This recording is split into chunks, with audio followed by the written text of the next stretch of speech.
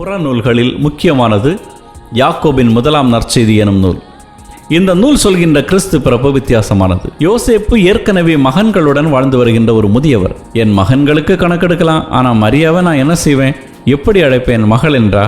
மகள் இல்லை என்பது எல்லோருக்கும் தெரியுமே என புலம்புகிறார். பெத்லகேம் செல்லும் போது ஒரு கழுதையின் மீது மரியாவை அமர வைக்கிறார். அவரது மகன் கழுதையை இழுத்து செல்கிறான். மரியா சில வேளைகளில் சோகமாகவும் சில வேளைகளில் சிரித்தபடியும் இருக்கிறார்கள். ஏன் என்று கேட்டால், நான் 2 விதமான காட்சிகளை காண்கிறேன், ஒன்று ஆனந்தமாக இருக்கிறது, ஒன்று துயரமாக இருக்கிறது என்கிறார். போகும் வழியிலேயே மரியாவுக்கு பேர்காலம் வருகிறது. எனவே ஒரு குகையில் அவரை தங்க வைத்துவிட்டு மருத்துவச்சியை தேடி பெத்லகேம் வருகிறார் யோசேப்பு.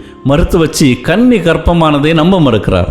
மரியா இருக்கும் குகையில் அவர்கள் வந்து சேர்ந்தபோது பெரும் வெளிச்சமான மேகம் அந்த குகையில் இறங்குவதைக் கண்டு வியந்து போகிறார்கள். அவள் கன்னி என்பதை அந்த மருத்துவச்சி அறிந்து அதிசயப்படுகிறார். இஸ்ரேல் மீட்பை கண்டுகொண்டது என பரவசமடைகிறார் என நீள்கிறது அந்த கதை.